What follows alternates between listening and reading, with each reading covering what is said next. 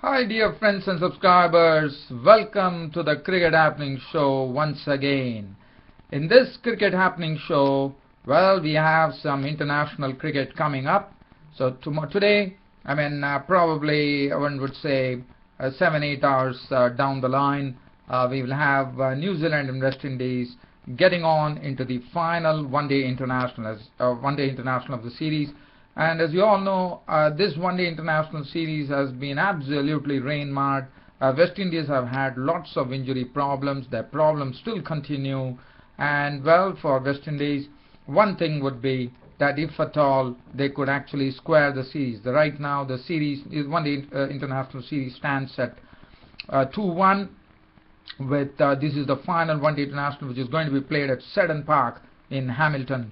And for West Indies, well, they would be hoping that they could at least draw this one-day series against New Zealand. But if they do not, then New Zealand would continue their victory run as far as one-day international series are concerned.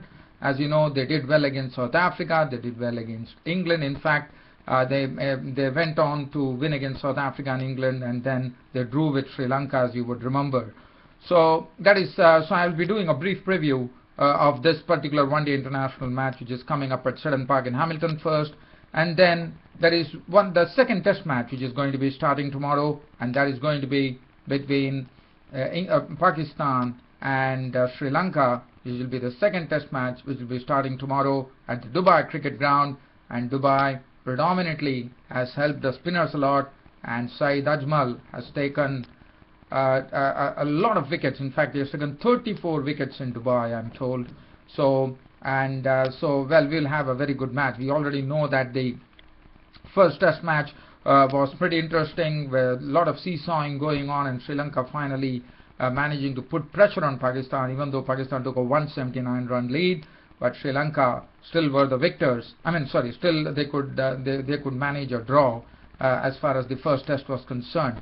So I'll be doing a preview of both the teams for the second Test match, which is coming up at the Dubai Cricket Ground in the United Arab Emirates. So first, let's get on to the first match, and that is the match between West Indies and New Zealand. As I said, this is the final one-day international which is going to be played, and this one-day series would be remembered for being absolutely rain-marred, and definitely it would be remembered for Corey Anderson getting on to that world record knock of a century in just 36 deliveries, and now he holds that proud record of having hit the fastest century in a one-day international series in Test cricket. In one-day international cricket. Well, West Indies. Well, let's look at the West Indies, because West Indies are the ones who are under pressure, and they would be liking to put their do whatever they can to conjure up a win against New Zealand in the final one-day international. Well, the news is that they have been. One feels sorry for West Indies. I wouldn't really say that West Indies are weak, because when you don't have players like Chris Gayle, Kieron Pollard, and all the other players, you can really feel how tough it is. So one has to really praise the West Indies, even though with lots of injury problems, the big names not being there, they have still done their best. So it is a learning experience for this young team from the West Indies. Even for the 2020s, which will be starting on Monday, they are having injury problems. All-rounder Andre Russell is coming in, and this particular pitch at Seddon Park in Hamilton looks like a bit grassy pitch, so it will definitely help the seamers a bit. So as far as West Indies are concerned, Johnson Charles, unfortunately, has been in the horror of form. He has not been able to get starts at all for West Indies. So now that has been a problem area for West Indies, and one wishes that Johnson Charles gets into some good rhythm here in the final one-day international against New Zealand at Seddon Park in Hamilton. Chadwick Walton, the other day we saw he was run out in a very unfortunate circumstances, with both the batsmen going for blobs, the opening batsman. Whether Kieron Powell would be tried out by West Indies. Now, Kirk Edwards, we know Kirk Edwards is a very compact batsman. Lendl Simmons is one of those perfect one-day international cricketers who likes to get on with the game. Dwayne Bravo, the captain, is always, as you know, he's a great motivator for this West Indies cricket team, and he's the one who has really got the team spirit going in the West Indies cricket team. And he has been doing his job as far as batting is concerned, but he has not been getting much support from the other end, very unfortunately. And we would be hoping that support would be coming in today. Dinesh Ramadhan, the wicketkeeper and the vice captain of the team, also has to really do something as far as scoring is concerned. And then they have the bowling. Well, Narsingh Deonarayan is an all-rounder. Rada Morphian is also a good bat. And Andre Russell, if they could be included, because Nikita Miller, if one has seen that New Zealand have not really had a sort of wood over Nikita Miller. So Nikita Miller, I would reckon that he would play, or whether Andre Russell would be given opportunity. Sunil Narine the other day was had a lot of he got a lot of stick from the New Zealand batsman, and then Jason Holder has been pretty impressive. I mean, he bowls very well at the start, but he falters towards the end, and that is something that he needs to control. And Tino Best, now Tino Best, you know, he's the prime strike bowler in the absence of Kemar Roach, and he definitely has to deliver the goods if at all West Indies want to win this final one-day international Seddon Park in Hamilton and square the one-day international series. Well, for New Zealand, well, everything going their way. Their openers are doing a wonderful job. In fact, Jesse Ryder has already hit a century. Martin Guptill has also gone on to make one. And Martin Guptill, Jesse Ryder looking good form. The Kane Williamson was also looking good. Ross Taylor is always in good form in this particular West Indies tour of New Zealand. Brendan McCullum always leading from the front. Corey Anderson, we all know, no need to even talk about him. He has really put a price on his wicket now. Luke Ronchi, the wicketkeeper. Now, Luke Ronchi is someone who needs to get some runs under his belt now. We know he's a very good wicketkeeper, but batting is also something which is expected from Luke Ronchi. And then we look at the bowling. Mitchell McLennan, well, he's definitely on to a particular record, as you know, but one does not know, because if he could get some wickets, he could become the fastest person in one-day international cricket to 50 wickets. The record is presently held by the Ajanta Mendes of Sri Lanka. As far as the bowling is concerned, bowling looking in good hands. Tim Southee and Mitchell McLennan, and would be given good support by Kyle Mills. And Kyle Mills, as you know, is also a good bat too, good all-rounder. We can classify him as an all-rounder. And then Nathan McCullum, as you know, he's a real plus. I mean, he contributes in all the departments of the game, and he's a real asset to the team. Well, so that is as far as the preview of this final one-day international, which is coming up between New Zealand and West Indies, is concerned at Seddon Park in Hamilton. 2 o'clock local time, so it's a day-night encounter which is going to be played at Seddon Park in Hamilton. But as I said, West Indies are the ones who are more under pressure. They have to definitely right the wrongs and see to it that they could say, if at all they do that, then they could be pretty glad that at least they could actually square the one-day international series. It would give them a lot of warmth. The reason being, as I said, they are not in full strength. They are not even at half strength. They're at quarter strength right now. All the youngsters to the fore, and they could show what their reserve talent could really do. Well, good luck, West Indies. Well, let's now head off to the Dubai, where the second test match is going to be played tomorrow between Pakistan and Sri Lanka. And well, it was an interesting match. In fact, both the teams got the honors as far as the first test match was concerned, with both the teams putting up a good show of test cricket in front of the Abu Dhabi cricket crowd.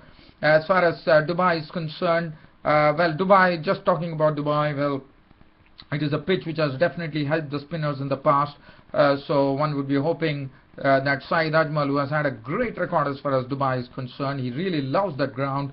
He has taken 34 wickets, you know. But if you look at it, Pakistan had one victory against Sri Lanka in Dubai. That was way back in 2011. Now, just looking at the batting for Sri Lanka, there seems to be a lot of injury problems, which is pretty unfortunate. Lahiru Tirumane and Nuwan Kulasekara have flown home, and Kushal Pereira, the dasher basher, has come in. I mean, whether he would be playing, one does not know, but definitely we know that the opening will be done by Dimut Karunaratne and Kaushal Silva. Kaushal Silva was looking very impressive in his debut. He played, I mean, on his comeback, he made one very neat little innings. Dimut Karunaratne, well, he couldn't really sort of go on. I mean, he definitely got a start, but he has not been able to catch on and get on to a good knock. Now, Kumar Sangakkara, well, he looked good, but definitely that's a big one which is expected from Kumar Sangakkara always, as he's the most experienced person along with Maila Javadin. Now, Maila Javadin, one would remember, he's under a bit of pressure because the other day we saw Bilawal Bhatti getting him twice in both the innings, getting him to some very good balls, some unplayable deliveries, which actually lifted off a good length spot. And Maila Javadin would be wary of that. And Maila Javadin was telling the other day that it was his first look at Bilawal Bhatti, and so now he might be definitely ready to actually face Bilawal Bhatti. And Maila Javadin definitely a bit of pressure because he didn't do well at all in the first Test match. So he would be hoping that this time Maila Javadin could show his full colours there. Prasanna Jayawardene, well, he would be happy with his form. The right moment in the first Test match, in the second innings, he put up a good partnership with Angelo Matthews and got himself into some good form there with that knock off his about 50. Angelo Matthews, well, he already made his career best Test score. Now, what else can one expect? I mean, Angelo Matthews was the one who really held the innings together like glue and really pushed on the Sri Lankan batting to such an extent that they had this ability to go on and put pressure on Pakistan towards the end of the Test match by setting them a victory target. Now, Dinesh Chandimal, who has been really searching for form, and he's supposed to be the person who could be taking over from Kumar Sangakkara and Maila Jayawardene when both retire. So Dinesh Chandimal, the other day, the knock that he played would have given him loads of confidence, and he would be really raring to go in this particular Test match. Looking at the bowling, now bowling, as I said, I felt that Shuminder, Anga, Saranga Lakmal, well, they bowled well. Definitely they bowled a lot of overs, and that's what Maila Jayawardene really praised them about. But what is very important is that the wicket-taking capability, that is what is important, and they would be hoping that Shuminder, Anga and Suranga Lakmal could actually provide them a quick breakthrough in this particular match. But it's not going to be easy, as I said. It's going to be probably aiding the spinners. So keeping in view the spin coming as a big spin playing a big role here in Dubai, I'm sure both the captains would be tempted to actually load their team with spinners. Now, as far as Sri Lanka is concerned, Sachitra Senanayake didn't really redeem himself very well in the first Test match, but I'm sure the Sri Lankan captain Angelo Matthews, looking at the Dubai pitch, would definitely be tempted to retain Sachitra Senanayake, the Radam spinner, who has a lot of variations according to me. And we might also see a debut for a spinner called Dilruwan Pereira. He's a Radam spinner, and the information that we have here is saying that Dilruwan Pereira is more a turner of the ball, and that would be very important. And I think looking at the pitch and the way the information is coming in as far as Dubai is concerned, looking at the history as how Dubai has played, I think Dilruwan Pereira should definitely be given the nod, and he should be making his Test debut in the second Test match, because the information that says that Dilruwan Pereira is a good turner of the ball, so that would come in pretty handy there. And Sachitra Senanayake, so two off spinners operating, that would be good. They do have some left-handers in the team, the Pakistanis, so that would also really help them. And then and they would probably hope that, and not only that, in fact, Sri Lanka will have 3 spinners, and I think that would be the right way to go. In fact, one thing that I would like to say here, they might have to drop, I mean, who would they drop? Now, that is going to be another question, because if Rangana Herath should be an automatic inclusion, so then probably it is going to be a toss-up between Sachitra Senanayake and Dilruwan Pereira. And well, I would rather say with the turn available, even Sachitra Senanayake can do well, but Dilruwan Pereira, as you know, he would be making his Test debut. Whether Sri Lanka is going to give a Test debut for Dilruwan Pereira, the Radam spinner, or is it going to be Sachitra Senanayake, Radam spinner, who played in the first Test match? Well, one has to wait and watch. Pakistan, well, they do have some injury problems. Adnan Akmal, their specialist wicketkeeper, has gone back. I mean, he's injured, and he was injured during the first Test, as you know, and Sarfraz Ahmed has been roped in from Pakistan. And for Pakistan, well, I think it should be a very easy decision, because considering that this pitch is going to aid spin, they might definitely be dropping Rahat Ali even I mean, I wouldn't say he didn't bowl well. He bowled without luck, according to me. Beat the bat a lot of times, but I'm sure he'll be out of the team. And Pakistan will have a very good spin quartet here because they have Saeed Ajmal, who will be leading the show. Abdur Rahman, as you know, what a spinner, what a bowler he is. At this age, he bowls superbly, I thought. And the Mohammad Hafiz is another one who they could use as a spinner, a random off spinner. So the variety is there. And what they can do, whether they would be, I mean, these are the three spinners, and I think that should really do. As far as the pace is concerned, well, it will be in the hands of Junaid Khan, who is looking very impressive. Bilawal Bhatti is already, you know, each and every match he plays, whether it is a T20 or a one-day international or a test match, I see Bilawal Bhatti absolutely growing in confidence.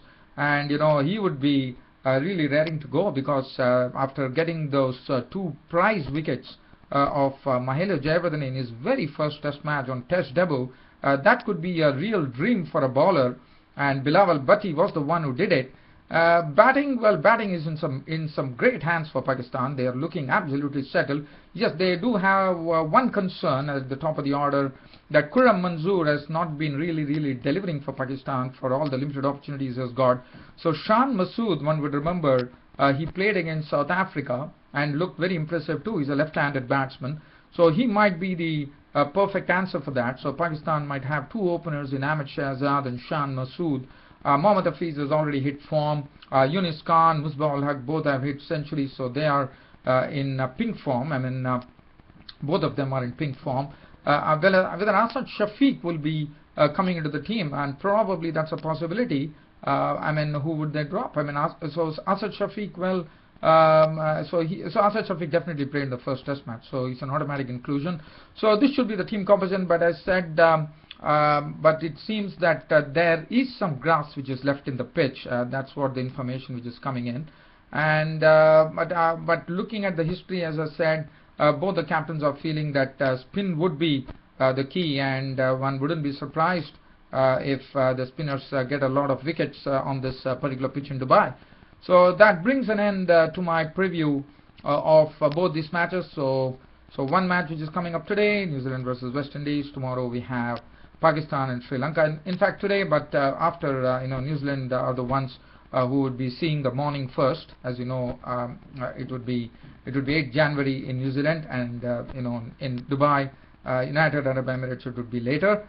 So, well, on and on, two matches coming up, and as usual, your host Ram is there to give you the match reports on both these matches. The first day's play in the second test match between Pakistan and Sri Lanka at Dubai, and also I'll be talking about the final one-day international of the series, which is going to be played at Seddon Park in Hamilton between New Zealand and the West Indies.